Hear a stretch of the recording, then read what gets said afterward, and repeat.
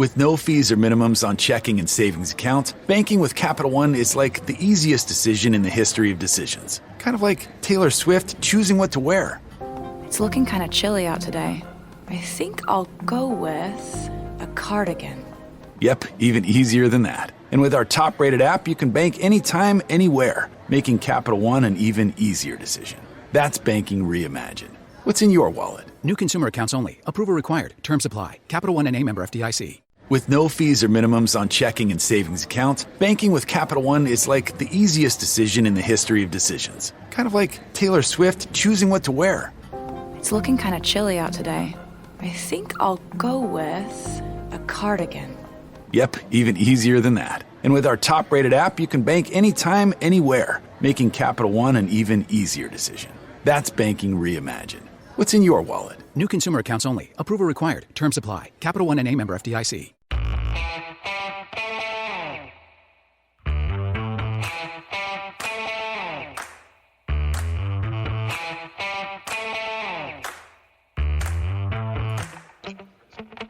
Hi, folks. Welcome to another episode of Filmstudy. This is Ken McKusick here today for the Know Your Foe episode for the Divisional Round. Very excited about this because the Ravens are going to Buffalo, shuffling off, and may have a weather-intense game. Here to talk about that with us, as well as all the particulars of the Buffalo Bills, is Drew Gier. Drew, how you doing, buddy? I'm doing really well, Ken. Thanks for having me. Now, you guys have on your show any number, and tell people about that, by the way. Show, Twitter handle, all that. Introduce yourself in that. Hi, I'm Drew Gier. I'm the host of the Rockpile Report podcast. We're a fan podcast, a couple of long-suffering Bills season ticket holders who decided that we would kind of vent some of our angst into microphones, and it kind of took off and got a life of its own. You can find us at Rockpile Report on Twitter. And we run a format where we have our weekly podcast covering just the Buffalo Bills, and then we also run a show where we talk about the AFC division as a whole, which this year was a lot of fun considering the way that race went. Yeah, it's really a great report. And I would encourage you folks, if you want good information on every team, don't go to the national pundits who don't spend as much time focusing on each team, but try and build yourself up a stable of the guys. And Rockpile Report is the one I would recommend for the Bills. Definitely a very good one in terms of that. One of the interesting things about being on your show is you guys always have a bucket of beers present, and you work through that very quickly, just at astounding rate. Are those 7-ounce beers, 10-ounce beers? They're a little bit smaller than normal, right? They're the Canadian. They come from Canada, so they're 11 ounces. They're not quite 12. Okay. They're Moosehead Lagers. It's the official beer of our show, just kind of because it was something different. It's something we don't get. I hope they're sponsoring you for this kind of hilariously enough, we're actually they've actually reached out to us. We're working on a little something for the upcoming season just because they couldn't understand our dedication to their brand. And I said, honestly, I don't know what it is either. Your beer it's good, and it seems to go with talking football. All right. I say we're going to come back and talk about all the things Buffalo Bills, but we're going to give Josh a little moment for a reader, do a little business. We'll be right back. All right, it's that time of the year when divisions are decided, champions are crowned, and legends are born. It's the NFL playoffs. We've waited, we've watched as the Ravens made it into the playoffs, and now it's our turn to win big. You've heard the name everywhere. I say it on every episode, MyBookie, which is the industry-leading online sportsbook and casino, and it's not hard to understand why, with thousands of lines to bet on all your favorite sports, NFL, NBA, college ball, all up there. Check, check, check. MMA, soccer, they've got it. They've even got cultural and political bets as well. Take advantage of the MyBookie prop builder and live in-game betting. All ways that you can put cash in your pocket this playoff season. Visit their mobile-friendly website today and get your deposit matched halfway up to $1,000 when you use the promo code RAVENS when you make your first deposit. And the best part is they make it really simple. You can deposit using a credit card, a bank transfer, Bitcoin, and many other options. Whether you're home or on the go, on your laptop or on your phone, it's not too late to make your New Year's resolution a resolution to get paid. Bet, win, and get paid at MyBookie. Hi, folks. Back with Drew Gier here on Know Your Foe. Let's dive right into it in terms of the Bills season here. review it to date in terms of some of the really big moments and turning points for Buffalo this year. Obviously, this is a breakthrough year in terms of record, in terms of finally getting past the Patriots and winning this division after many, many years. Talk about some of the big moments this season. Oh my God. This was, and it seems fitting in a year when Bills fans like myself, I've been a season ticket holder for over a decade, can't attend games. This would be the year that the Buffalo Bills decide to be their most impressive. They came out and really broke through in. I mean, our defense was always good. Our defense, since the Sean McDermott took over in 2017, the bread and butter of this team was you're going to run the ball, you're going to play strong defense, and you're going to hope to scratch out 20-point victories. This year, our team exploded on the offensive side of the football. And a lot of that was watching Josh Allen really took the next step in terms of quarterback development. And I think you also saw us take the next step in terms of play calling. Brian Daboll, he's right now, he's a hot name. He's a hot name on the coaching circuit. And one of the things that I think got him there is you're watching this Buffalo Bills offense that really struggled in years past start to cook. This isn't Brian Daboll's first crack at being an offensive coordinator. This is his third go-round now, and this is the most successful season he's ever had. And I think what you have is the perfect combination of offensive coordinator having so many tools in his toolbox that he's finally been allowed to create some of the concepts and things that he wanted to execute all along. And then he's finally got a quarterback with enough elite traits that he can pull a lot of them off. I mean, I think that really is the breakthrough for the Buffalo Bills this year, because you're seeing Sean McDermott get away from his old, 3 yards in the cloud, 3 yards in a cloud of dust type offense that he's been known to run. And we've become one of the more explosive units. He's kind of deferred to his offensive coordinator in that regard, and it really has changed the complexion of this team. All right. Let's talk about the draft, first of all. I want to kind of work through the elements that built the Bills, first of all. And let's just focus on the 2020 draft. We can't go back through every one and still do this. But interesting group of draftees this year, including Moss, who's now on the shelf. But talk about those guys. Well, so this draft was interesting because it actually, and you'll probably get a chuckle out of this, you and your listeners. So we didn't have a first-round pick because we traded away for Stephon Diggs, which I'm more than okay with. You landed one of the elite wide receivers in football for a pick that you were going to use for a wide receiver anyway, and you knew what you were getting, a known commodity, and clearly the synergy between Diggs and Josh Allen is been on display all season. There's a reason they're both Pro Bowlers for the first time in their careers together. But the one pick that really got me was the pick in the second round. I'm watching the draft board fall. We're doing a live broadcast of the draft, a multicast type thing. And I see that J.K. We did the same thing, by the way. How much fun is that kind of a show? You have like 30, 40, 50 people, I guess, on a Zoom call to do it? Yeah, well, what we did was we had a panel of 7 guys and then a chat full of other people, fans of our various shows who all get together and they can ask questions and we're reacting to their stuff and we're all, shooting the bull together. And it was a lot of fun right up until I had my customary bucket of beers. We were having a great time. And then I see that J.K. Dobbins is on the board and the Bills are on the clock. And in my head, I'm thinking, this is a no-brainer. I love J.K. Dobbins. He's potentially the most explosive running back in this draft class. There's no excuse for this team not to pick this. Done. I make the pick now. And I see them draft A.J. Epinesa. And I saw red. And I think I drank a few beers pretty quickly. I got real hostile about the pick. It really bothered me. And it bothered me even more to see your team draft him because in my head, it was just the rich getting richer. It's like, that's the last thing they need is one more great running back. Come on. Here's what's funny about that.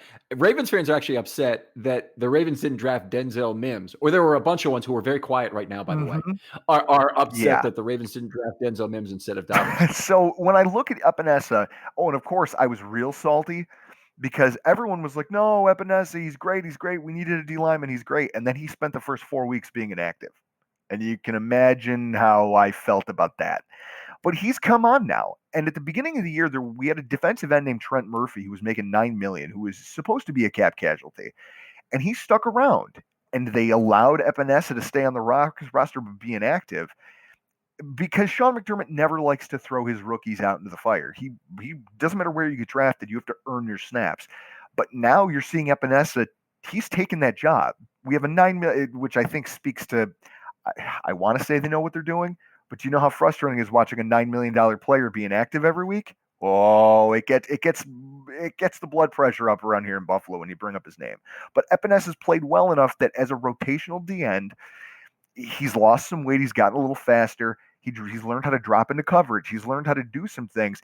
He's now become that third, fourth rotational D end for this team. And I think the best draft pick we have is Gabe Davis. We're going to talk about him throughout the show, so I'm not going to spend too much time because he really is a piece that you guys are going to see a lot of this weekend. He might be the surprise of the draft because he had a transformative effect on what we're allowed to call on offense. And for a rookie wide receiver, I think he's showing a lot of promise really early. Fourth round pick there, drafted fairly late in that fourth round too. So that's a great pick when you can get a good one there. Let's talk about the Bills in terms of their long run cap situation, because this is one of the really kind of interesting things around the National Football League going into 2021, is the reduced COVID cap that is likely and where most of the teams are in relation to it. Well, I'll tell you, we couldn't have run into this at a worse time as a franchise. We've got our GM has done a really good job, probably the best job anyone's done here in the last 20 years, which explains why our team is where it is in the NFL. But he's done a great job of going out and finding talent, whether it's via trade, whether it's via waiver transactions, whether it's just through the draft.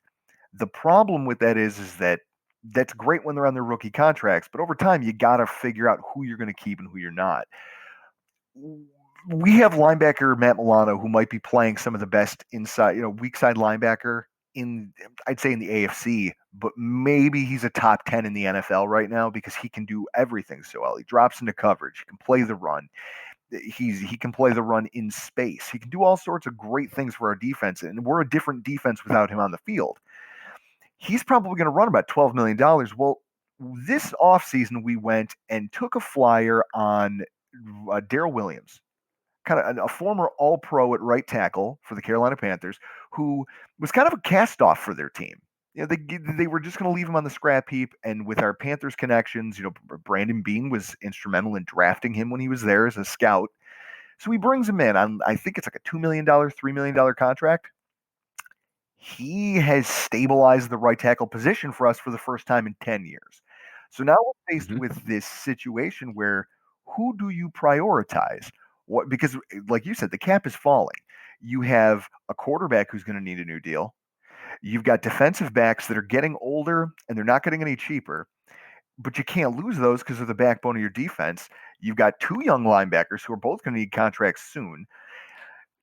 You're running out of places to sock money away, and you're looking at those two positions and going, it's all going to come down to philosophy. Now, with a defensive head coach, you figure, hey, maybe they'll defer to the linebacker spot. But when you see the way this offense has been able to throw the ball, and that's what's keyed them to being the number 2 seed in the AFC, you got to give some credence to the idea that maybe they do have to let Milano walk and open the wallet to retain this right tackle. There's going to be some painful decisions coming.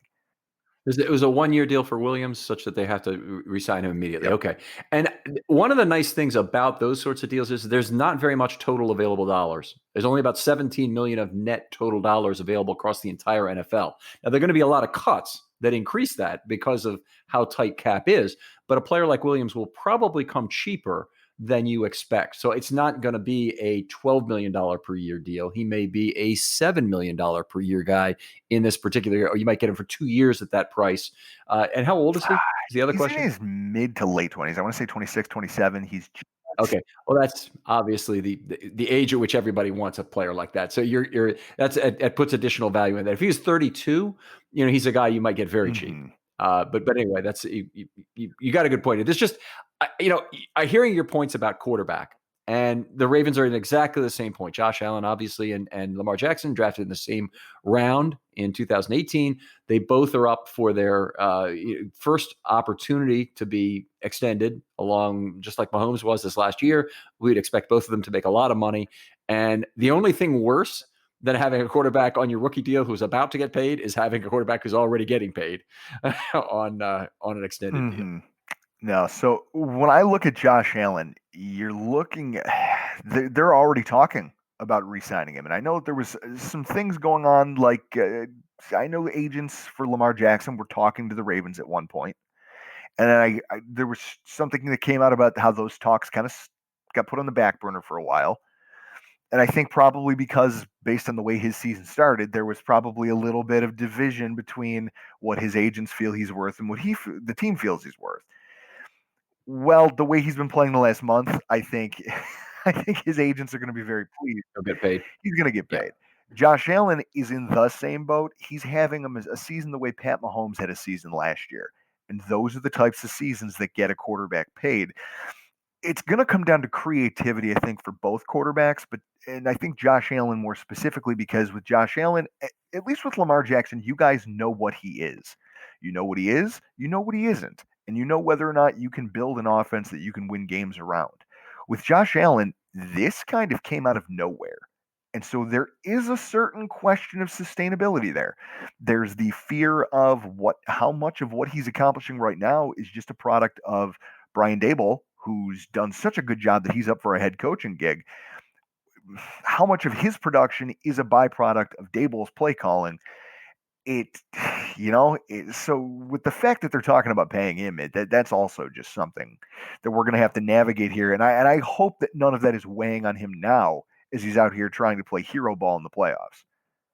Yeah, maybe that would be a problem. I'm not sure, but there's lots of excuses to be made for him in terms of the playoffs. So Josh Allen, I guess he's in the playoffs for the second time, right? Not the third. Or the Bills made it 2 years in a row now. This is his second playoff appearance. Second playoff appearance.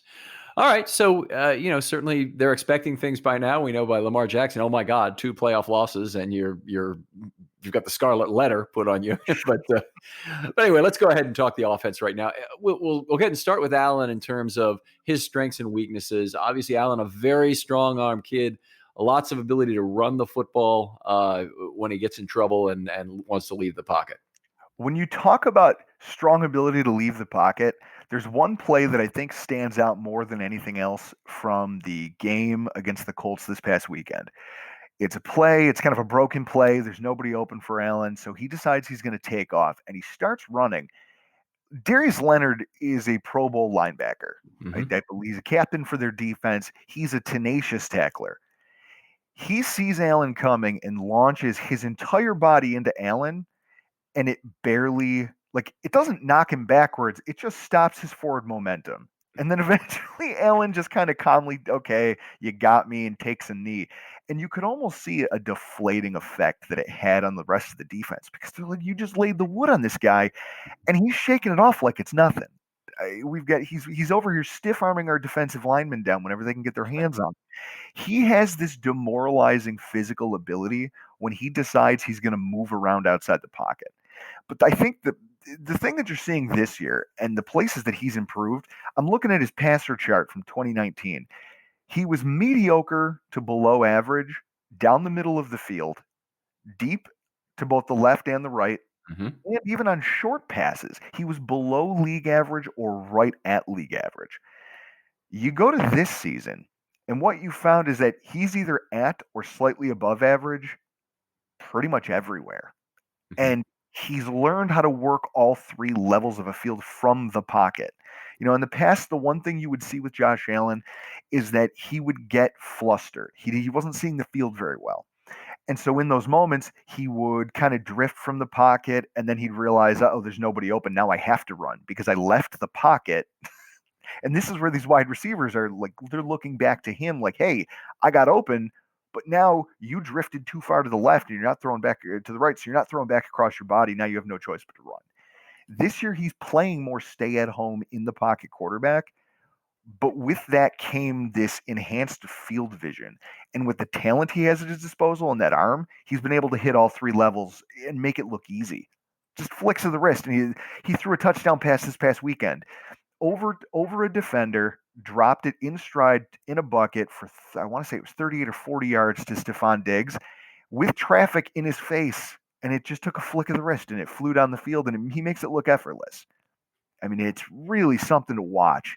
And that is, no defensive coordinator has really found an answer for it so far. I mean, it's really it puts a lot of pressure on your safeties, and it keeps them from being able to come up and run support and kind of covering those shallow crossing routes. All right. So looking at some of the receivers in particular, the point I'm going to tie back to here is that I think a lot of Allen's improvement on the outside has got to be in the receiving core himself, the additional trust factor there. Certainly Stephon Diggs and what he's brought to this offense this year. The incredible statistic about Stephon Diggs is he's caught over 75 because he's only not caught 39 of 166 passes. So he's over 75% completion. That's unbelievable for a wide receiver. I mean, a high 60s is a hard level to attain.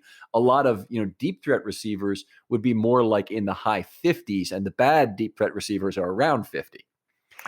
That's remarkable. And then also to see McKenzie having a 30 out of 34 catch year is still very good too.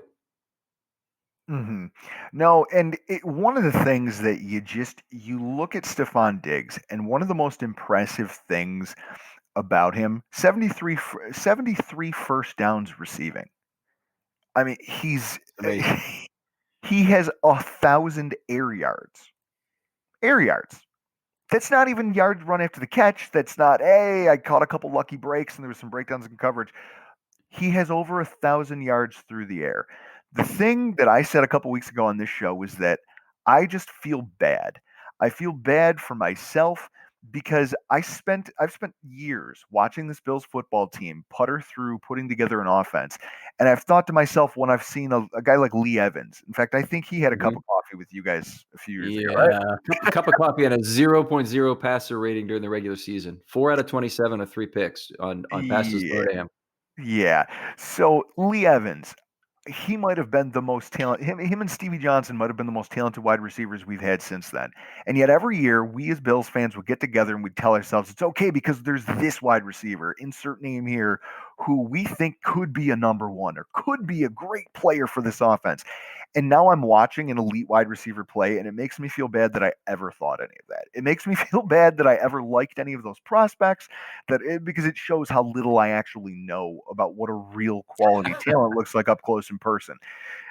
And so when you see what he does, it's that his route running, he has this herky jerky and yet smooth style of route running. Like he has a gallop step that I've never seen a wide receiver execute without losing their quarterback. And yet he stops on a dime, then he gallops a different direction, and you can't stay in his hip pocket. Some of the best cover corners over the course of the season have tried, and he just finds a way to get a little bit of separation. And Allen has so much trust in him that he's willing to throw him 50-50 balls that in the past, he probably would have just started running or he would have looked for a check down. But he trusts Diggs so much because Diggs has made some spectacular catches for us. I mean, it's become routine. This past week he had 6 or 7 catches for 125 yards. We yawned at the stat line because he's been doing that every week since the beginning of the season. It's old hat now. 1,535 yards. So he's averaged almost 100 yards per game, and then throwing another 128 against Indianapolis in the first game of the playoffs here. A remarkable year, certainly. You mentioned that he's got 76 first down catches. I'm actually mildly surprised. He's got 51 not first down catches. That actually is surprisingly high to me, that 40% of his catches would be, but that's when you get 127, you get a lot of both, I guess. No, and it speaks to how much Allen trusts him. In go-to situations, he trusts Diggs with his life. And so there's a lot of games where you'll watch him play and it's 1st and 10 in his first. There's a call, you can see it. It's a run. He'll check out of it and throw it up to Diggs for 14 yards. Why? Because I just like something about this look. I like the fact that there's no safety over there to help him. Why not? We're going to try it. So you're going to get a healthy dosage of Stephon Diggs this weekend. You wish you had that trust relationship with all your receivers, but it's a relative thing. It's like wealth is relative, but trust is relative. You always trust somebody more than the next guy, and he trusts Diggs the most. That's natural. Just the way Jackson trusts Andrews the most and Brown the most, and everybody else a lot less. Well, and so when you look at the rest of the wide receiver core, the thing that has made this group special is that they have varied skill sets, but they're all elite at something. You've got John Brown, who's, you guys know, he's very good at getting he won't win with size, and he's not going to win he's jammable at the line of scrimmage, but he's smooth in terms of gearing up and getting downfield quickly behind cornerbacks. And and his route running is fairly smooth, so when he does get into the field like that, he can do a lot of the in cuts and he can do a lot of deep crosses and things like that Allen looks to him for. But he used to be our number one wide receiver. So now that he's a number two, with Diggs drawing so much attention on the other side, it frees Brown up for a lot of choice matchups. And then when you're so busy, you're looking to the outside saying, okay, we can't get beat on either boundary, so our safeties can't get sucked down into the middle of this. That's when Cole Beasley sits down in the middle of any kind of zone defense you're trying to run and will just pick on your linebackers. And it's all situational. We start that San Francisco Monday night game about a month ago, and they came out and they said, we're not going to let anyone get behind us. We're going to play a very passive zone defense. Cole Beasley had 115 yards receiving in the first half because he just ate their linebackers alive. And so the second they tried to bring safeties into the box and take that away, that's when you saw them starting to roll Gabe Davis deep and starting to hit them with Stephon Diggs deep. And then, so with that in mind, they're just so multi-talented. And then they've got an Isaiah McKenzie that he leads the NFL in snaps where he is brought on motion pre-snap. So he's this gadget guy that we brought around. As a number 5 wide receiver, he might be one of the best 5th wide receivers in the NFL. Oh, for sure. He's caught 30 out of 34 balls at wide receiver. That's ridiculously good. That's what I'm saying. He's just this little guy who you bring in. You have to pay attention to him for jet sweeps because they use him on so much pre-snap motion. But then in the San Francisco game, you saw Dable lull this team to sleep they brought him 4, 5, 6, 7 times on fake jet sweeps. And then one time they ran that formation again, except instead of handing it to him, they just waited for him to break into the secondary and then throw it to him. And he was wide open for a touchdown. Going back to Beasley for just a second, he definitely having the best year of his career with 82 catches, but he's another one who's over 75%, 76.6% catch rate.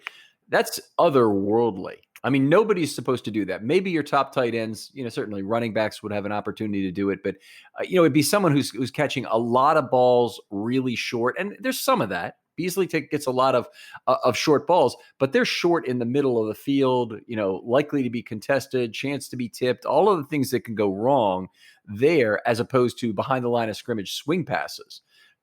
How many wide receiver screens a big part of what Beasley has done this year? To be honest, no. That's one of the craziest things about how they've manufactured their yardage on offense is that there isn't a lot of screen game here. If we do run screens, it's usually a screen pass to Diggs or it's a screen pass to Isaiah McKenzie. They really focus on keeping Beasley in the middle of the field. And again, you want to talk about its trust factor. Josh Allen now trusts, and his accuracy, he trusts Beasley to go make plays in those highly contested areas. And his accuracy's gotten to be such that he's now attempting passes that before, if I were to watch him do it in 2019, both hands would be on the back of my head and I'd be yelling at the TV. Now he does it and nobody blinks because he's gotten so good at it. You're used to nothing bad happening. All right. We got to keep moving here, but this is great stuff. One thing that really strikes me is all of these super high receiving percentages, and of course, Allen's very high completion percentage, are done despite the fact you play in Buffalo. It's a very windy, nasty environment. Even to play in September in Buffalo can involve some significant wind. No, it can. And I think one of the things that the production that you're seeing speaks to how our offense is skewed, though. Look at our personnel packages. 11 personnel accounts for more than 70%. I think it's like 78% of all of our snaps on offense. Or is it 74? It's in the 70s. It's in the 70s for 11 personnel. And that's kind of dictated by our wide receiver talent. That's where our talent on offense resides. So you've got so many skill players, you want them out there. We don't run much else.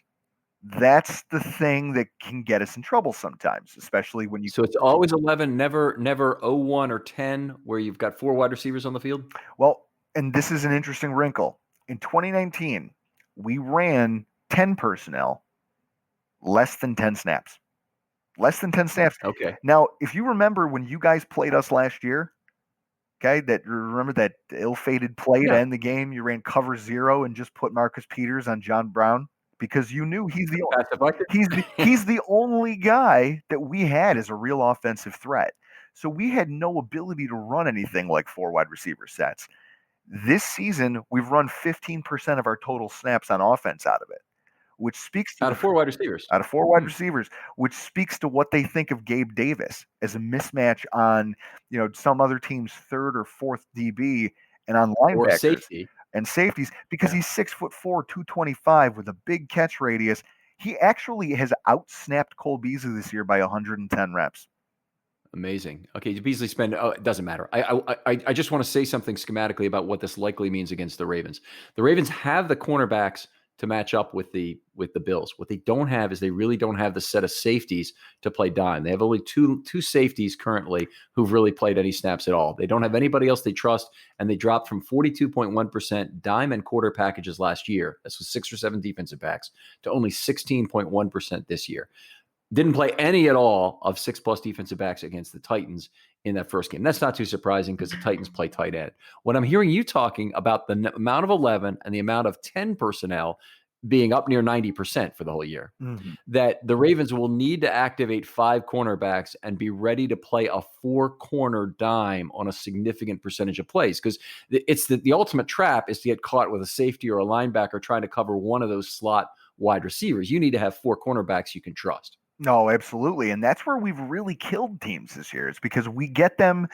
It's almost like college football. And there again, you look back to Brian Daboll had 2 really unsuccessful stints in the NFL. Both, we actually were laughing about it last week because he's the only man unlucky enough. He coached for the Browns and then he called plays for the Kansas City Chiefs. He's the only human being unlucky enough to get Brady quinned twice with 2 different teams in one career. Like, that guy was like a bad penny. He just couldn't get rid of him. And so when you look at the dubious quality of his quarterbacks, you could see what was happening.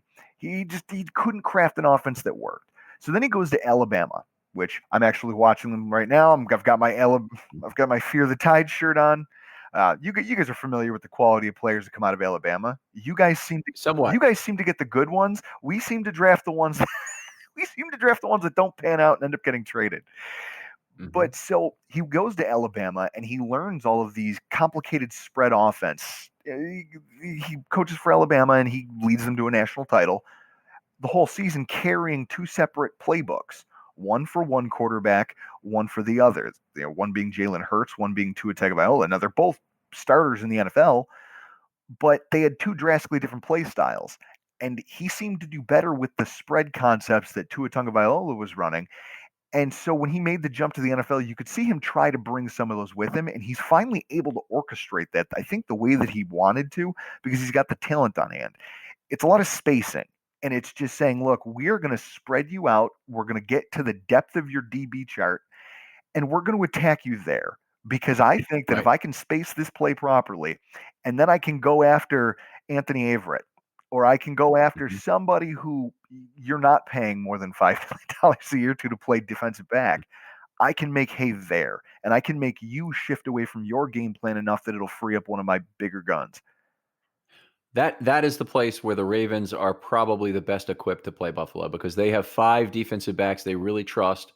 Even Tramon Williams, who's 38 years old now, came from Green Bay at midseason, is a guy I think they trust to play slot some here. What they don't have, and this has been the real killer, the Ravens have been beaten at inside linebacker just consistently because they've got Patrick Queen, who's playing a lot of snaps, and they've got really no one who understands anything about route concepts behind him. In fact, I just taped another show on the defense for this game, and one of the plays we had to talk about for about 5 minutes was one where literally a tight end runs a yard behind Patrick Queen, and there's this thing that goes off in his head. It's like, that's good. That means the stadium's disintegration ray has killed him, because he's no longer a threat to be a receiver here. And it's just anything that goes past him, it's like, I'm no longer responsible. Oh.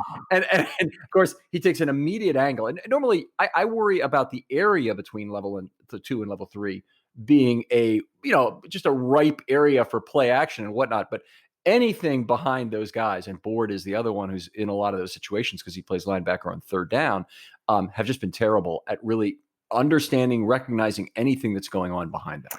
See, and I think that could be problematic just because when you think about the way that this offense is built to operate, we have a guy like Gabe Davis, who essentially, our tight end, in terms of being an offensive playmaker, our tight end coverage pretty bare. Tyler Croft has been either hurt or on the COVID list now for a couple weeks. He hasn't really been a contributor this year or really at all in his time here in Buffalo. Dawson Knox, I make the joke all the time that he's like a transformer, except where most transformers turn into cool race cars or rocket ships, his hands turn into frying pans, and everything he tries to catch just bounces out, like slides off of him like Teflon. So but he's up and down, and he's not the most reliable player in terms of coming up with catches. I mean, Allen has worked with him a lot this year. We had a game where he had a really bad tipped pass that was intercepted, and Allen talked to him on the sideline and didn't abandon him, came right back to him, and he ended up having a nice game. But he's not reliable.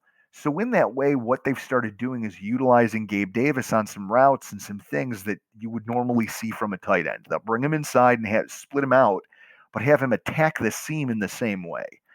And so in that way, we're able to manufacture a lot of that stuff you would see from tight ends, like you're talking about, getting behind the linebackers and hoping that there's a miscomm between that safety and the linebacker in front of them. And if Queen has a problem with that, I would put money on them trying to attack that with Gabe Davis. Right. I would agree. I think that they'll certainly try and attack that. Every other team has that's tried to do it.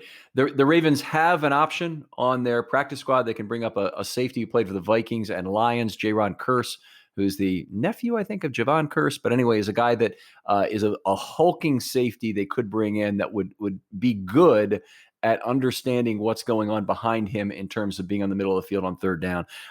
Very important to come back to the dime. Last year, the Ravens went to Buffalo. They played the dime defense and a lot, and they gave up a lot of rush yards to it. And this is one of the funny things. They gave up 87 yards on 9 rushes to the dime defense, 8.7 yards per carry. And people said, oh, that's terrible. You can't do that. You can't play dime like that. Well, yeah, you can, because they gave up 7 yards on 20 snaps, 0.4 yards per snap on pass plays versus the dime. So it worked out in fine in total, but the Ravens have gotten away from their dime roots, and they need to get back to it. And I think it will not be apparent any more time than it will be in this coming week against Buffalo. I mean, if they don't, it sounds like Buffalo is the horses on that side of the ball to definitely make some plays. I mean, obviously inclement weather notwithstanding. I mean, I think that I think I like this matchup. It's one of those games that you look at schematically and you just, I mean, I'm not going to lie to you. We wanted anybody but Baltimore. It was, as Bills fans, we were sitting here. We said, okay, the layout of the playoff bracket is great because we get Indy. We think Indy's a good matchup for talent perspective because they didn't do anything great. They just have a really savvy veteran quarterback, and worst team in the playoffs. They've got some nice pieces, but they don't have anything elite. And so you can, and that game got squirrely for us, but we come away with a win. And now we're looking at the rest of these games going, we have the weekend. Okay, we're going to watch Tennessee and Baltimore beat each other up. Hopefully it's Tennessee because they have one of the worst defenses in the NFL right now, which obviously doesn't bode well for you making it out of the first round of the playoffs, which is exactly what happened. You guys chewed them up on the ground and were able to come away with that victory. So then we're thinking, okay, well, everyone's a fan of Pittsburgh now tonight because we want to see Pittsburgh again. We'd much rather play these guys because we beat them once already. And again, they showed why they don't belong here either. And so now we're facing you guys, and ultimately it's the one team that we didn't want to see. My co-host and I talked about it kind of at length when we did our playoff bracket preview, that the problem with Baltimore is that schematically you guys are so much different than so many other football teams out there. So whereas you guys can play our offense like a traditional offense, albeit one with some more wide receiver talent and maybe a little bit less at running back, you don't have to stack the box as much. You can focus on what I think is your strengths in the secondary. We look at your offense, any team that comes up against the Ravens has to take however many weeks of work and just week over week you have a scheme for what you want to do on defense and you tweak it to fit the needs of what your opponent requires. The Ravens require you to come up with a brand new plan. You have to rip up everything that you've done on the defensive side of the football And that's a problem. We've seen that over the last month, this winning streak you guys are on. Coordinators don't know how to stop. I think one of the most bizarre statistical anomalies I'll ever see in my entire life is realizing that you guys had hung 40 points on Cleveland, and then they showed Lamar Jackson's passer stats going into the 2-minute warning, and he has 7 completions. And I paused it and I took a picture of it. And I think I tweeted it out. It's like, what the heck is going on around here? What universe do we live in? Yeah, we expect in today's NFL for it to all be about the passing game, and that game in particular had 9 rushing touchdowns in it. And they talked about that a little bit on air. It was kind of fun. Let's move on though, because we're kind of dogging it, which is always the case, Drew. Because I love to talk football with you, but we need to move on and talk more. So running backs, obviously, the injury to Moss is going to hurt. Who will get most of the carries for? This is going to be the Singletary show, and there's a debate going on in the Bills fan community over who they want to see active behind him. We have TJ Yeldon, who is he's a, I shouldn't say journeyman. He's in his second place now. He's been with the team. This is his second year, and our GM set the fan base on fire pre-draft when he called TJ Yeldon a 3-down back, and people started pulling their hair out, going, "What is our GM talking about? Is he drinking? What?" He's a 3-down back in the NFL. He's a big guy who's kind of he's 6'2", which is tall for a running back. He's not the most physical player, and he runs kind of upright, which is a problem. He's got some ball security issues that I know has gotten him in the doghouse with Sean McDermott. And behind them, though, it's interesting. In the Miami game we played in Week 17, when we just blew them off of the field, we brought up this practice squad running back, who I believe at this point, in a game with inclement weather, you want every running back you can possibly get on active on the field. He's 5'11", 215 pounds. Antonio Williams out of UNC. He was an undrafted free agent rookie.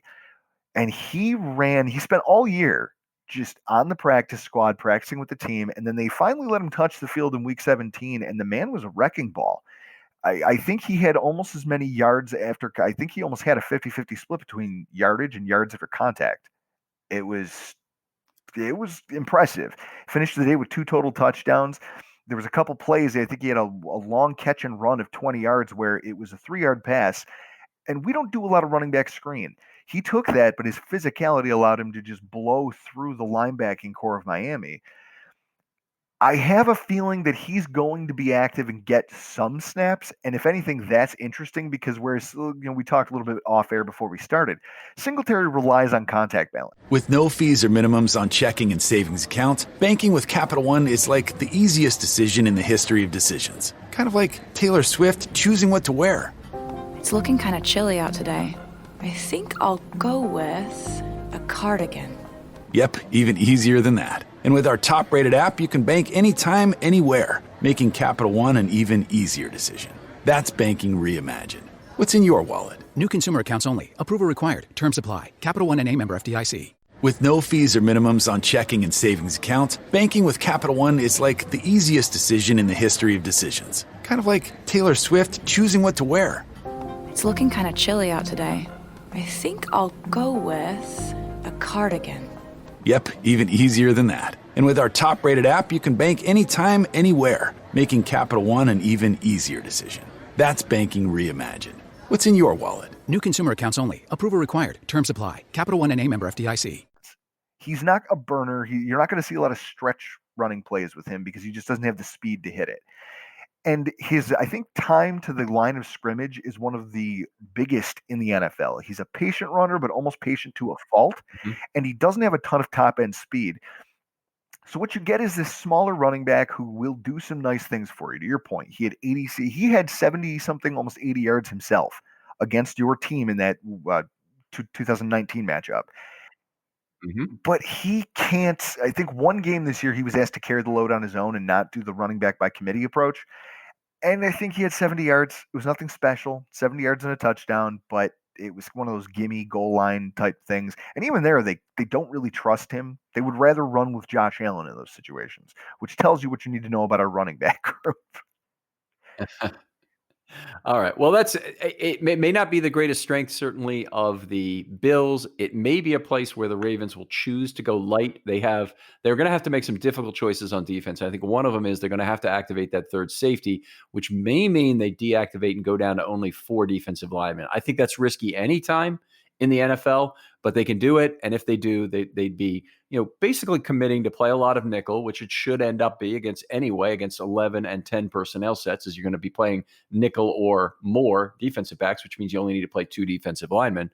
I don't see a reason why they would absolutely have to activate a fifth lineman for this game. Do you see do you have a difference of opinion on that? Is this this is a standard 3-4 defense where in their base they're using 3 per snap? I think that at that point, I don't think you'd need more than 4. I mean, if you guys are really if what you're trying to do is free up, and I mean, just based on the blitz numbers and things I looked at, it seems like that's the way you guys are set up. You guys get a lot of your pass rush from the outside linebacking group. So That's the right. defensive ends, I mean, as long as you have a rotational guy, you should be set. You could probably get away with just 4. I'd say so. Okay. All right. So anyway, hopefully a lot of nickel in this game. I'm really hoping we see Ron Kearse because I think it would be a difference in how this game is played that I'd be really excited to see. Let's talk about the offense in general. You already talked about them preferring to run out of 11 personnel with a heavy dose of 10 this year, which really does put an extra onus on having that 5th defensive back and 4 who can really play, who you can really trust. To be ready to go. No, they don't have. I'll tell you what we don't do, because I really do think that our offense versus your defense is the matchup of the game. I mean, that's where this thing's going to get won and lost. One of the things you see from the Bills, and it's to the frustration of fans all season long, is that we don't have an ability to run, even when we want to run with any sort of power. When they built, and that goes down to the construction of this line. When they built the line, I think for the first 6 weeks, we didn't have the same starting 5. Some of that was due to injury, but some of it was just due to coaches rotating players around, rotating players in and out, trying to determine what their best group was going to be. And I think what they decided after seeing what everybody had to bring to the table, I mean, they even went down to they went through their starting 5, then they went to their 6th option. They rotated in some depth guys. Right now we have Ike Bacher, who last year was on our practice squad. He's starting right now, just because they feel he brings a little bit better at left guard in pass protection than whatever anybody else had to offer. What they've decided to defer to is that instead of rushing with any sort of power, they wanted an offensive line that could pass protect really well, because they figured that's where our talent is at wide receiver. We might as well find a way to feed that. And so they kind of eschewed any kind of physicality on the offensive line. We have one, John Feliciano is probably the most physical offensive lineman we have. He doesn't get to the second level routinely. He's not that athletic. And our tight ends don't run block well. I mean, they're average. So all in all, when you look at how we run, we have no choice but to spread you out and try to run against it, simply because we don't have the physical presence at the line to get it done out of any kind of power concepts, which is why the weather in this game is so concerning to a lot of Bills fans everywhere.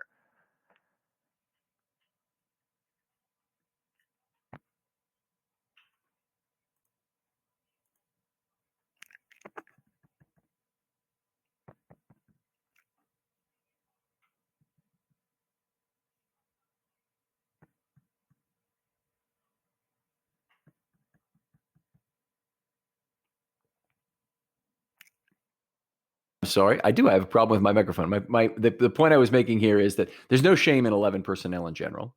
It's the preferred mode of all offenses league wide, including offensive coordinators who want to run. They tend to like to run out of 11 personnel, and it's just the norm. The problem is that in a place like Buffalo, where the weather can get inclement, you're not in Atlanta.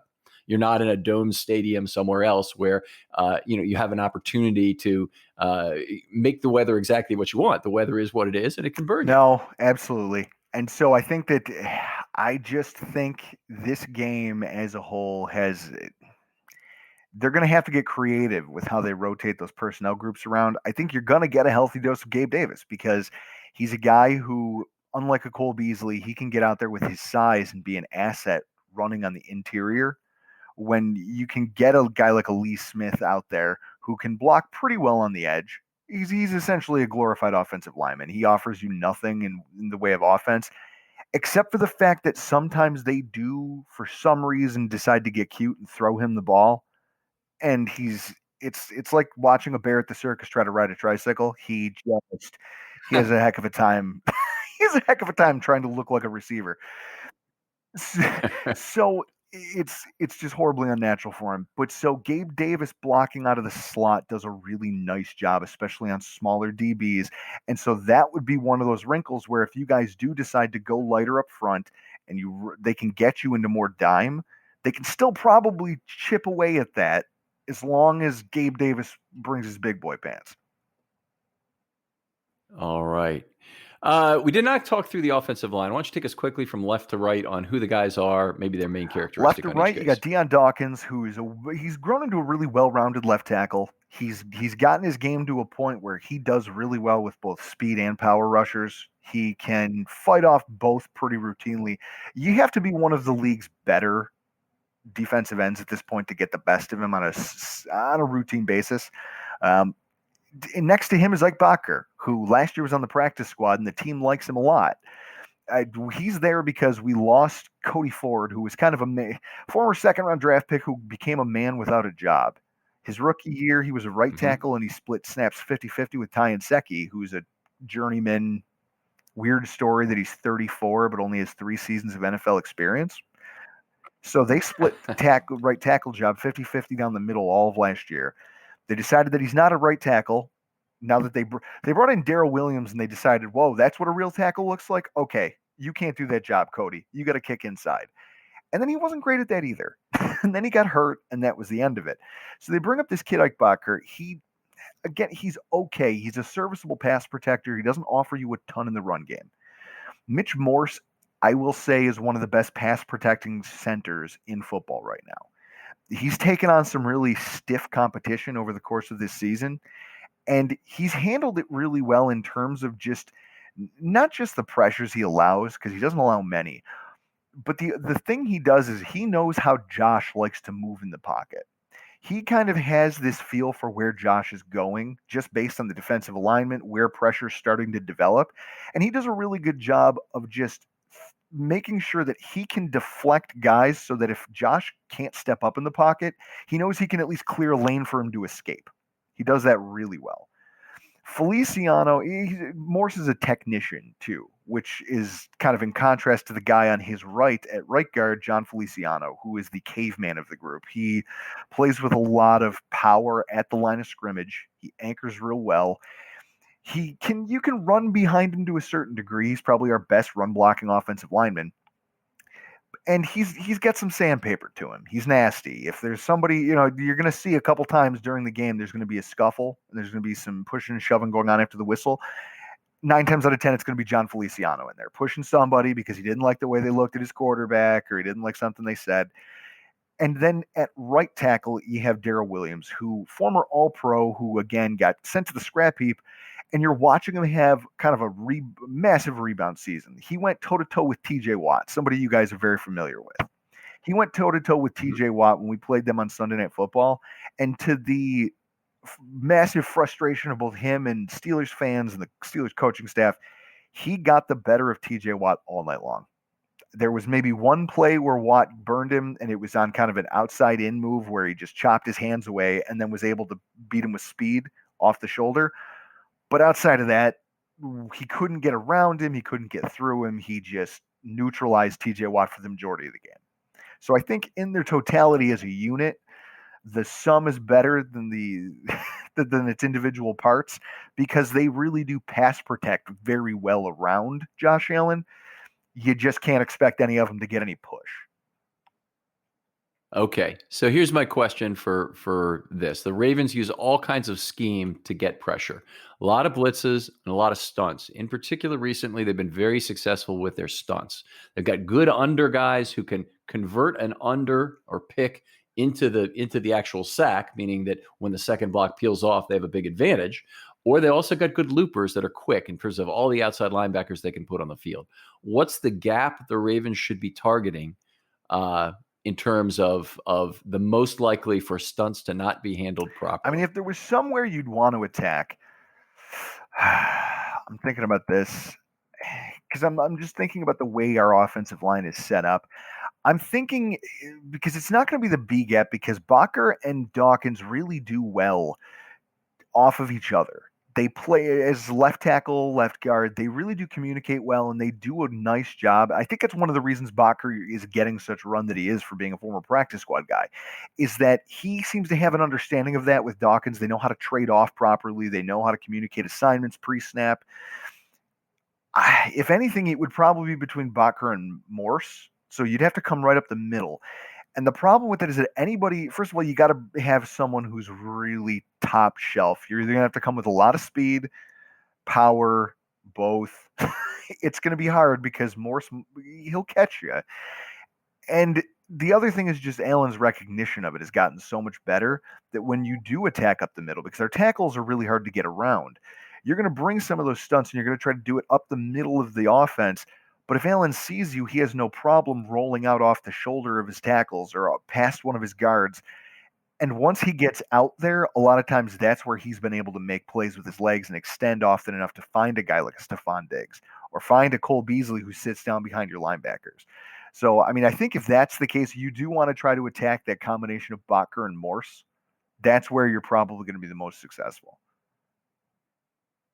All right. Very interesting. Let's flip it to the defensive side because we are running a little bit behind here. But the first thing I always like to do is talk about the most common base and pass defense looks. So, what's the most common base look for Buffalo when it's a potential running down? And then specifically, I'm looking for against 21 or 12 personnel, which are going to be the most common for the Ravens to run. One of the problems, I mean, we run our base defense is 4-3. We put a Sam linebacker out there and AJ Klein. It's interesting because so the Colts at times in last week's game would go to some two wide receiver, double tight end looks. And even with that on the field, knowing that they were going to try to run with this extremely talented rookie, Jonathan Taylor, our Sam linebacker, AJ Klein, only played 3 snaps. So they really didn't feel like they had to utilize him because they figured our linebackers, our safeties, the way we're going to cover this, we can hem this running back in. And we held him under 100 yards, which is something not a lot of people have done lately. So it's interesting to see how they often feel like they can play heavy doses of nickel defense and still get away with both covering the run and the pass well. Okay, so in the 4-3, in this particular case, Sam is replaced by slot corner, and you're staying with 4 defensive linemen on the field for every play. So it would have been Klein coming off and slot corner coming on. All right, very good. So Klein's had a pretty good year as a pass rusher, right? He's had an okay year. Klein's one of these weird characters where he was like most of my draft takes because I'm terrible at draft prognostication. I mean, I could put out an anti-draft guide I really disliked the pickup of AJ Klein. He didn't offer much of anything out of the gate. He was more of a liability than anything. And because our linebacker core suffered some injuries early on in this season, we saw a lot more of AJ Klein than I think we wanted to. But you saw him settle in as he got more comfortable and the season went on. And there was a point here I want to say it was the Kansas City game. By that point, he was playing 80 to 70% of the snaps in a game because Matt Milano was out. And over that stretch, you saw him start to become more of a pass rusher. I mean, he had a streak of games against some pretty stiff competition, the Seattle Seahawks, the Arizona Cardinals, the Chargers, where he, in that condensed space, he had 4.5 sacks. And that was and his sack streak ended when he stopped seeing significant run because Matt Milano was healthy and they were playing more pass heavy teams. So they pulled him off the field. I make the point constantly. Last year, we did this show together, and I said that Lorenzo Alexander was going to be a liability for us because he didn't have the ability to be both a pass rusher and a force against the run. And I ate a boatload of crow because he had his best game in a Bills uniform. Because it's exactly what he was utilized as, is just to stay here at the line of scrimmage when the Ravens go heavy, be this Sam linebacker, but you're going to have to give us something as a pass rusher, and you're going to have to do multiple things because if they do decide to hit the flats with running backs or tight ends, you're still going to have to be responsible for that. It's going to be interesting to see if they trust AJ Klein in that role because that's going to dictate whether you guys see more of our nickel defense or if you guys see them play more base and just trust that you can't abuse him in coverage. Well, that's it. This is an interesting point because the Ravens effectively, by loading up on heavier personnel and only putting 2 receivers on the field, should force Klein to be on the field or a Yep. different Sam linebacker. Oh, he's all But we the have. but That's the how the thin thing we are is at that linebacker. He is literally all we have. I mean, I think okay, I would say he's a player the Ravens target, and here's why. I want to tell Ravens fans because you'll understand this. Patrick Queen's had a big, lousy rookie year as a tackler, just terrible. He's got a 16.5% missed tackle rate. AJ Klein, 18.5%, and that's going by the Pro Football Reference numbers. So it's that's pretty bad in terms of doing that. And it's against the run game Well, and that's that's where one it of the can things really is hurt. early on, he was leading the team week over week in missed tackles. It was brutal to watch him try to play football, and there was people who questioned whether or not he should even be out there. But when you look at the makeup of our linebacker core this year, we said it in the preseason that it was the most glaring weakness of this entire team in terms of the lack of NFL caliber depth. And when you look at the snap counts for the Buffalo Bills on defense, that kind of lays out for you because what you have is you have Tremaine Edmonds and Matt Milano who ate up. Well, Milano missed time with injury. So he played 31% of the snaps. Tremaine Edmonds played 85% of all defensive snaps. Klein comes in at 60, and there's not another linebacker who had more than 7. That would tend to eat up every snap you've got on defense if you're playing a fair amount of nickel with That's that. everybody. That's And everybody. nobody, even when Matt Milano went out, I mean, we have 1, 2, 3 linebackers who did nothing but play special teams. They're just, and when you think about that, people Mhm. go, "Oh, well, no, it's because so and so was doing such a good job." No, it's because they're just they're pure special teams linebackers. You would never put them out there in a starting capacity, and so it's kind of hairy when you think about how we're going to try to rotate those guys and match up against you. Let's talk about the front four. Get back to some rotations. So talk about the defensive front and who you have there and how they rotate snaps among them is always a topic I have Our great defensive interest in. line under Sean McDermott, since he got here, he's made it a focal point. There is no de facto, even though you think you know from a talent standpoint who your starters are, quote unquote. What you see is a pretty fair rotation, and it bears out in the numbers. Jerry Hughes is probably our most tenured pass rusher. He's playing 58% of the snaps.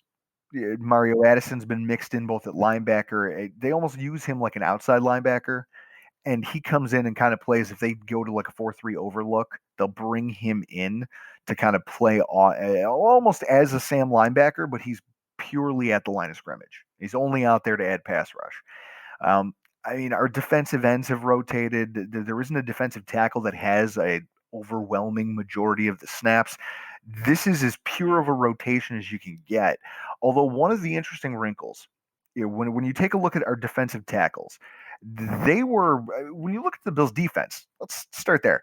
The Bills' defense was porous for a majority of this season, especially early on. We gave up a lot of yardage, especially on the ground.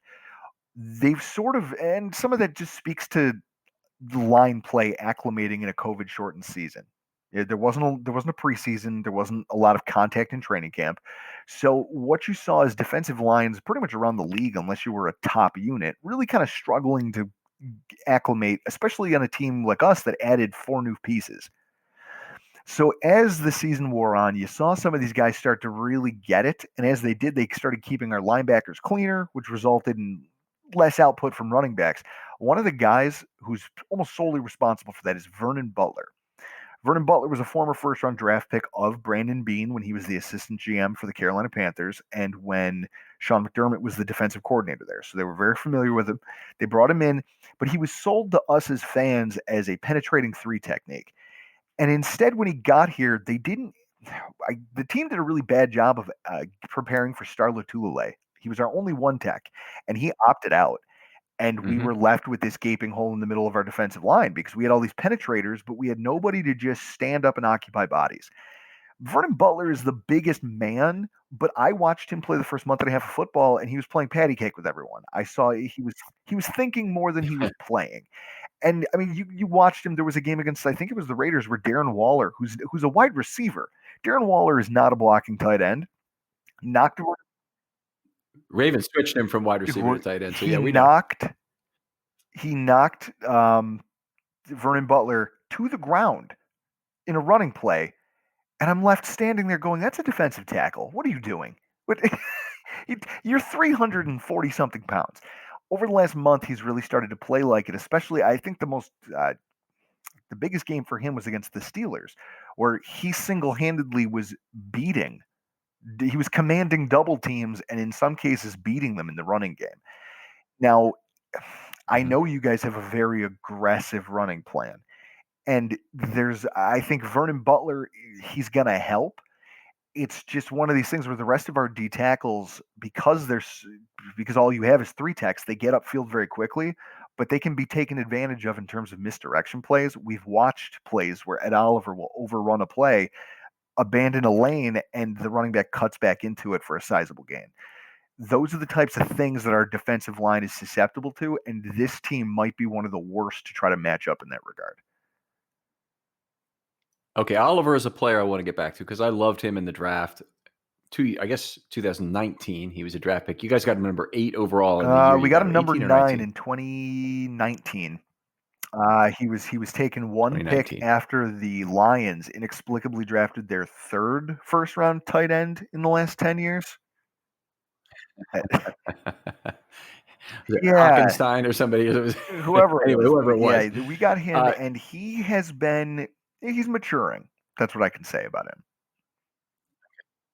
Okay, so just his second year, still not at the level you would have hoped from in terms of really a first-round draft pick that high. You probably hope he'd be a Pro Bowler by now. You would hope he would be a Pro Bowler. And one of the things that you see from him, I mean, he's getting better. He's getting more consistent, I think, if there's anything.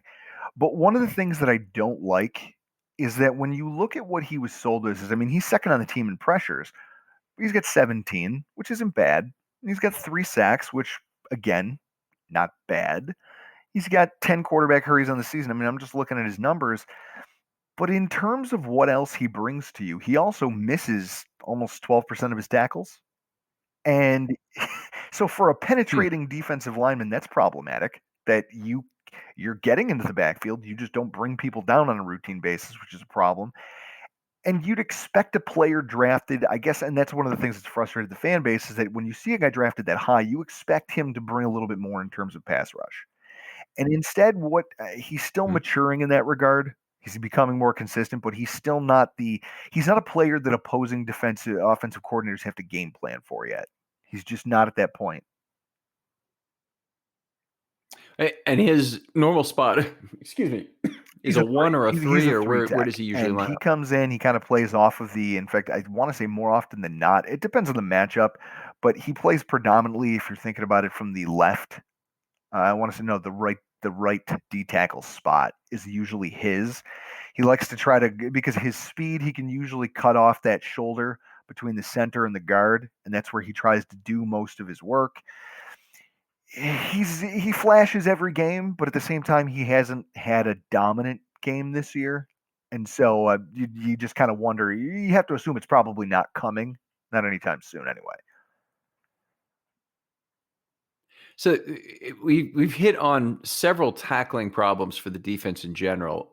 Who are the good tacklers who really make up for that? Who are the real stars tackling wise? Well, if you take a look at it, I mean, again, AJ Klein has gotten better, but if you're talking about missed tackles, he's leading the team handily. Even though he hasn't missed one in a month, that just speaks to how bad he was. But Tremaine Edmonds is also up there in terms of the sheer volume. But both of those guys have gotten better as the season has went on, and the defensive line play in front of him has gotten better. Jerry Hughes is a guy. He's starting to show his age a little bit. He's a 32-year-old defensive end. He's consistent. He can do some things well, but then there's things like missing tackles in the open field where he used to excel at that. And now he has one of the highest missed tackle rates on the team at almost 30%. So he's a liability out there in that regard. And I think that has played a hand in where you've seen them starting to opt to give more run to guys like Mario Addison or AJ Epinesa, starting to get in there and eat up some of Jerry Hughes' snaps. I think they just look at that and they say, you're good on passing downs. We're going to start to phase you out of the early down stuff, and we'll kind of see how the game flow goes. I think our secondary probably does the best job tackling, and it explains the run defense numbers, why we're so low in terms of the overall NFL. But our secondary tackles really well. I mean, both of the safeties come downhill really aggressively. Our cornerbacks are pretty sound, and they're pretty active. The only one who's not is Levi Wallace, and he's our second cornerback, and he's the reason you're going to see the Bills draft a cornerback with one of their top 2 picks next year. Okay. Let's talk about how the Bills will go about defending Jackson, Brown, Andrews, and some of the Ravens' speed this week. Did you just say defend Jackson? That's hilarious. Well, sure. You have to try. I honestly foresee a game plan really similar to what we did last year, which is tough because it's one of those things. You show an offensive coordinator at least one worth their salt the same defense twice, they can do some things against that. You see it a lot in divisional matchups. We have a lot of the same personnel on hand that we had last season when we played you guys. I think what you're going to see is you're going to see a lot of 4-3 defense, maybe even 4-3 over them with them bringing in an extra, Mario Addison to play that Sam linebacker role occasionally, because he does provide a better presence at the line of scrimmage than AJ Klein does, even if he's not as rangy. I think you're going to see a lot of single high safety looks. I think one thing that this team is going to try to do, because when I watch, at least to my eye, and you probably know better than I do, but as I watch Lamar Jackson play quarterback, his passing he's very deliberate with the passing. It's something that has to be almost orchestrated. There's a lot of heavy lifting that goes into building up that passing attack. And a lot of it has to be, he sees it, he knows what it is. I don't want to say scripted, but he's got 1 or 2 reads, and then if they're not there, he takes off. I think what you're going to see from the Bills is they're going to bring a lot of safeties, and they're going to bring kind of a front 7 presence. They're going to pack that box. Because one thing our safeties do better than almost any safety tandem in the NFL is we can disguise what our coverages are because of the way our safeties are super athletic in the fact that they can come right down into the linebacker spot and still drop to the deep parts of the field for coverage. And so in that way, it makes it super hard for quarterbacks to diagnose what we're doing. We tried to play a zone like that against Phillip Rivers, though, and we watched him use his kind of veteran savvy. I mean, when you've been around for as long as him, he knew what the coverages were, and he found the soft spots in our zone. They're probably going to dare Lamar Jackson to do the same thing Phillip Rivers just did. They're going to say, look, you're not going to get behind us, but we're going to roll our safeties around. We're going to move pre-snap. We're going to try to change the picture on you from pre-snap to post-snap on a play-to-play basis. Dare you to check into more runs so that we can come downhill with our DBs and try to tackle you around the line of scrimmage. And when you do throw, just make sure you can't forecast where our guys are going to be. What are they? Are the Bills more of a man or zone team? We're primarily zone. I mean, we will play man from time to time. Okay. But one of the things that we have is this giant liability in a guy named Levi Wallace, our second cornerback. He's a thin, especially thin in the lower body defensive back. He has no real chutzpah, if that's what you want to call it. Big physical wide receivers give him fits. He's not good at it. All he can really do is play off-ball coverage. And so in that way, it makes it hard for us to try to do some of the man coverage pressure concepts that you'd like to see McDermott rotate. I mean, perfect example, last year we had Kevin Johnson, former first-round draft pick of the Houston Texans on our roster. We would rotate Levi Wallace off the field and bring Kevin Johnson in anytime we wanted to blitz because we knew Levi Wallace couldn't play man. But you were almost tipping your hand to the opposing offensive coordinator that the blitz was coming. They've tried to get away from that this year and just let Levi Wallace do it, but he's not very good. Whereas Trey White, he's elite at whatever he does, whether it's man, whether it's zone. So it gives them some options, but you're going to see heavy dosages of zone. And they do like to play, they'll run cover 2. Every now and again, they'll throw in some cover 3 with a robber, and that can get some teams in trouble. Okay, that'll be interesting to see, certainly. Jackson, in recent weeks, certainly during the win streak, first of all the passing numbers have been up with many, many fewer passes. The rate statistics have been up. And a lot of that is Jackson wait to throw, but being very confident about maneuvering around behind the line of scrimmage, waiting for passes to open up. That's an extremely productive Jackson. We can do that. Jackson's incredible red zone percentages, and I know you probably heard these, but he's thrown something like 45 touchdown passes and 0 interceptions in the red zone so far in his career, which is the record to start anybody's career, most without a interception. Most of that is because the Ravens don't run any sort of fade route. Everything they do is predicated on Jackson roving the pocket from left to right until he finds a direct throwing lane to a receiver, and that'll greatly reduce the risk of those things. So that's where the question really arose from. I think that Jackson is probably someone who can. This version of Jackson that we've seen for several weeks now is probably someone who can take advantage of having more time behind the line of scrimmage. Well, and that's interesting because I think one of the other things that we did last year, and you're probably going to see a healthy dose of this week, the Bills, you guys lead the NFL in blitz percentage. Mm-hmm. Percent of defensive snaps you blitz. You're 290, I believe. The Bills are 8th at 230, but we have just one fewer sack than you. So I found that to be interesting. When we blitz, there's only two ways we'd go about doing it.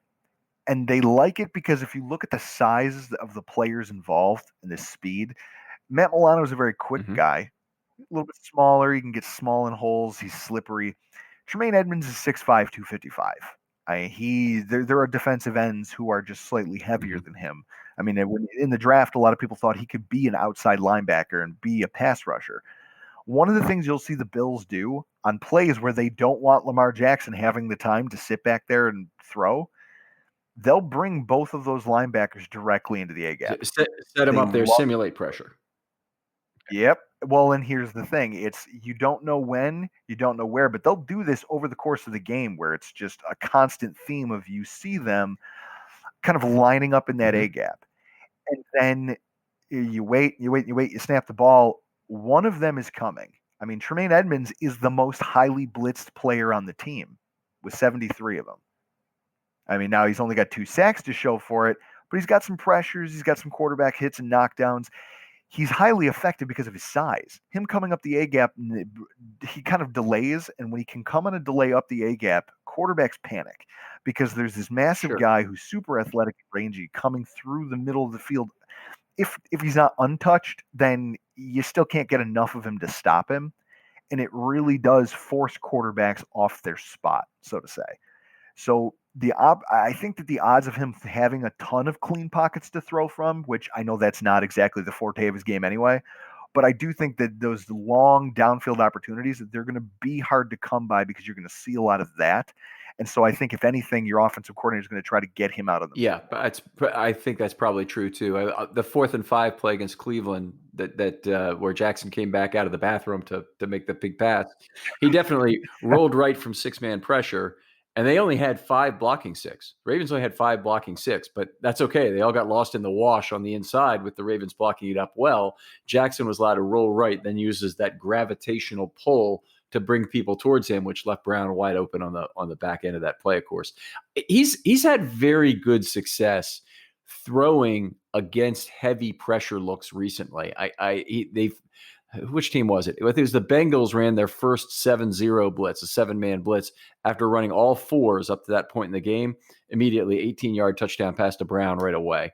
So I don't think he's the same skittish player that people have seen before in this regard. That he's I think of that as more give trouble to a dedicated pocket quarterback with that. Ryan Tannehill, maybe, who's not quite as mobile, you'd have a better chance with. Well, and that's why I think it's going to be so interesting to see how the Bills utilize that blitz, because we don't do it. I mean, we do it, and it's tough because our front four doesn't generate a ton of natural pressure. So you kind of have to blitz. You saw us throwing a lot of blitzes at Phillip Rivers at the end of this playoff game, trying to rattle him, and it wasn't working. It wasn't working. Gets rid of the ball too quick. Well, and that's it, because he's this savvy quarterback who understands, hey, I'm ancient. I'm not taking any contact. I'll get the ball. I'll find a way to get the ball out of here.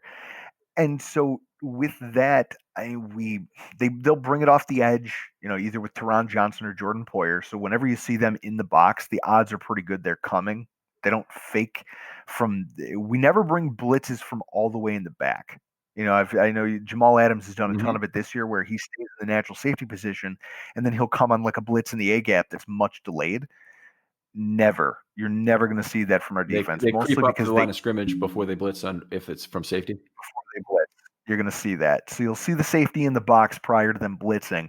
Otherwise, they're just going to stay at home and try to keep the lid on the defense because their thing is they are the ultimate bend but don't break defense. Lots of blitzes off the slot or not? Teron Johnson is one of our higher blitzers. I mean, I want to say he's fourth on the team in the number of blitzes. We don't do it a ton, but when we do it, it's him and Jordan Poyer both coming from that same kind of.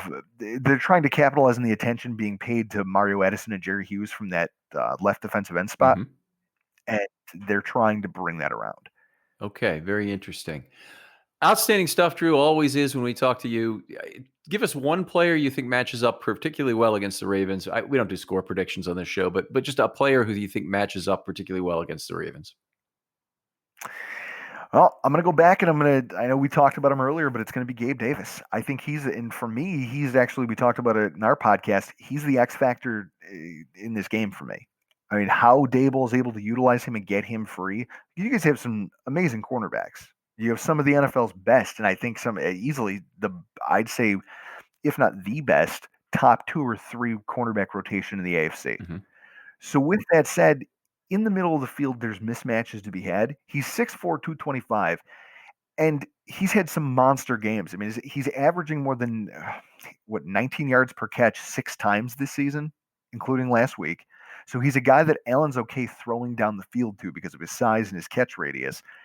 He's got really impressive body control and hands. You go back to that Colts game, 3 of his catches last week against Indy, each required video review because it was just an absurd catch near the sidelines that you're thinking to yourself, there's no way anyone can make that.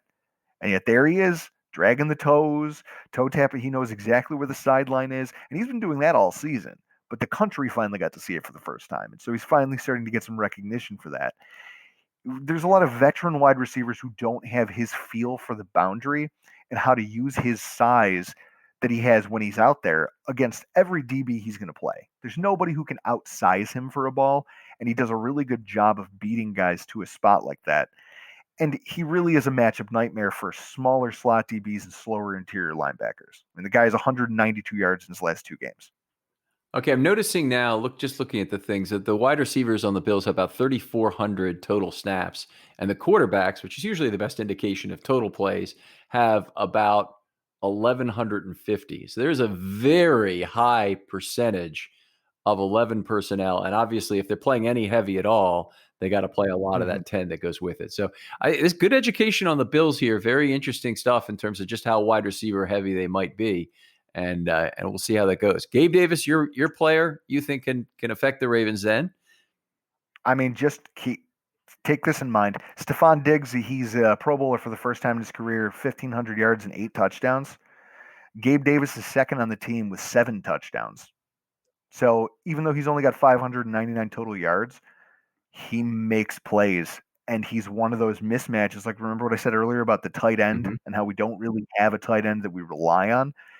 He's kind of become that when we get in the red zone because he's such a mismatch in the middle of the field for safeties and linebackers. So that's definitely something to keep an eye on. All right. Fascinating stuff. Drew, we want to tell people where they can find your work, your Twitter handle, anything else you want to plug while you're on the show here. We're always bumming around on Twitter at Rockpile Report. You can come check out our podcast. If you're interested in the AFC East, you can come check out our AFC East Roundup show. I host podcasters and writers and bloggers from around the division. You know, we bust chops, we drink some beer, we a lot of beer, talk a little trash. It's a lot of fun.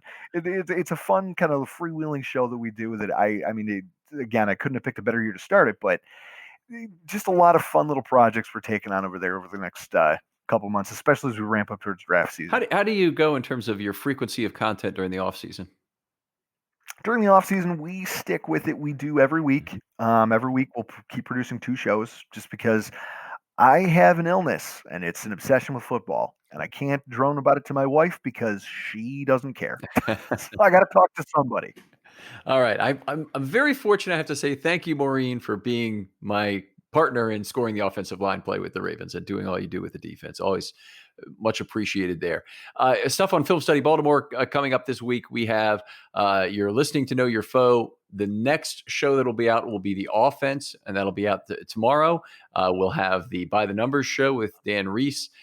We did a defensive show I'd point you back to and that should have been out on Monday night. But that's with Sarah Ellison, and we went through play-by-play through the Ravens' victory at Tennessee. Lots of good stuff in there, and always all the energy and analysis that Sarah brings to it. Always very exciting. Thanks again for joining us, and Drew, thanks for coming on the show. Thanks for having me. And we'll talk to you next time on Film Study.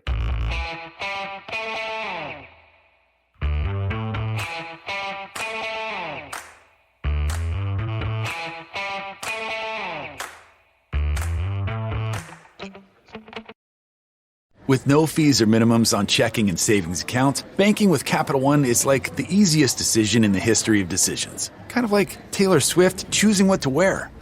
It's looking kind of chilly out today. I think I'll go with a cardigan. Yep, even easier than that. And with our top-rated app, you can bank anytime, anywhere, making Capital One an even easier decision.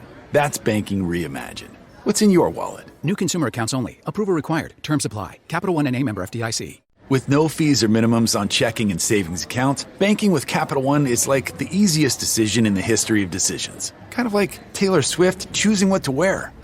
It's looking kind of chilly out today. I think I'll go with a cardigan. Yep, even easier than that. And with our top-rated app, you can bank anytime, anywhere, making Capital One an even easier decision. That's banking reimagined. What's in your wallet? New consumer accounts only. Approval required. Terms apply. Capital One N.A. member FDIC.